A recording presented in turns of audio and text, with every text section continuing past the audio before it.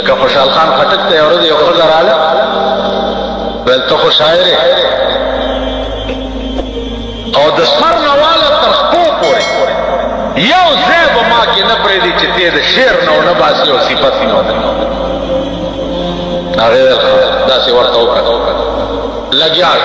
سترګې دې داسې غوږونه دې داسې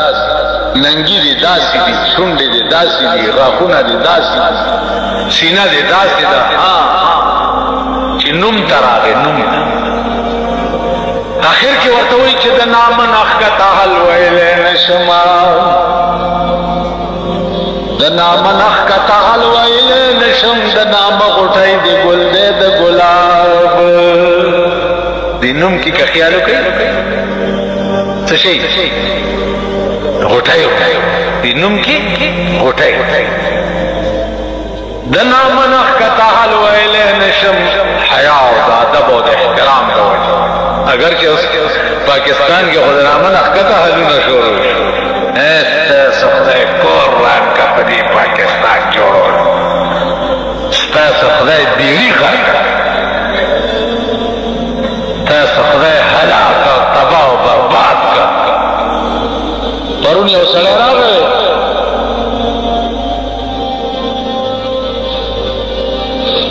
مولانا صاحب زه تبلیغی مرکز تا کلا کلا ځم نو چې زه راوځم نو هغه اثر را باندې بیا نه په څه ګډو وډو سخت شو. نو ما ورته وایي چې تا نیت کې به څه فرق وي ته په نیک نیت ورځه او دا وایه چې خدای زه د نفس اصلاح کوم ته بیا تماشا کوه چې په تا اثر کېږي. ډېر خوشحال شو غریب او هسې ما سوچ وکړو چې دا اوس دړه نه راپوښتنه د ما نه. نو عزیزانو دا ځان قدرې چې دې وخت کې تاسو بچ کئ دغه هم صورت بچي بچ زمونږ بچي تباه کېږي لګیا د مولیانو بچي تباه دي د پیرانو بچي تباه دي د میاګانو بچي تباه دي د سیدانو بچي تباه دي د شیخانو بچي تباه دي د اجیانو بچي تباه دي غرق دي غږ نشي پخوا به جینکۍ مټي دی دی اوس کالک ته زو غږ کې د سور بچی هغه مټي دي. دا داسې ذلیل قوم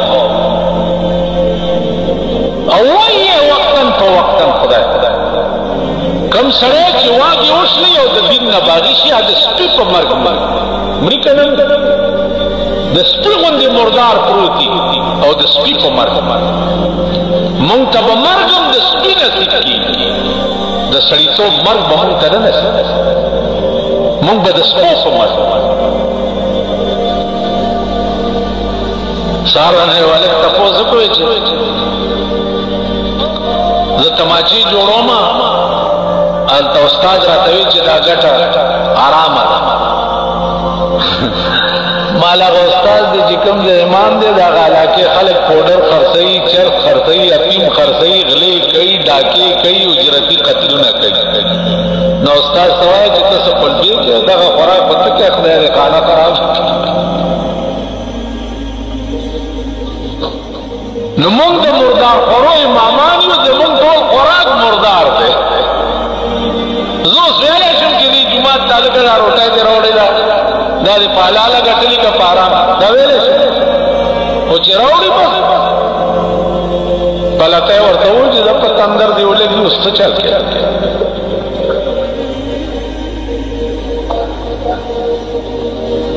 نو عزیزانو خفه نشئ که تاسو جهنم ته ځئ نو مونږ به هم سرداران یو.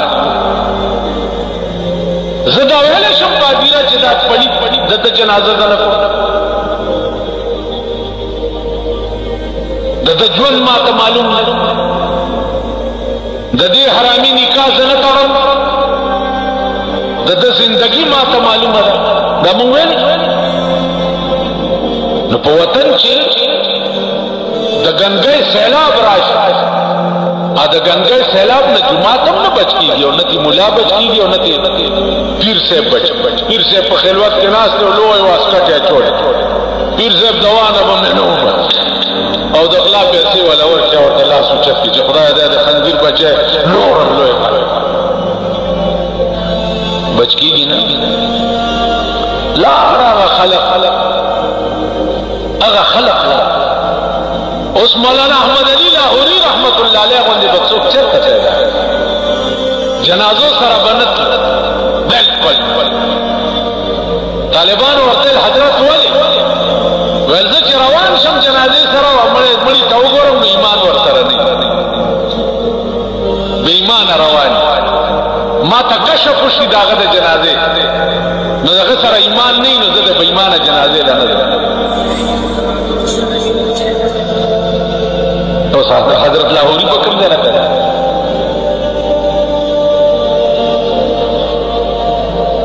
مونږ خو په 2 او 5 روپۍ د 8 واړو جنتو ټیکټ ورکړو نو عزیزانو عرض مې داو چې سبحانک اللهم یو سبحان بعث که د دې په وزن پوه شو سبحانک د دې په وزن پوه شوئ په خدای قسم چې ژبه به بله خبره بیا ونیسي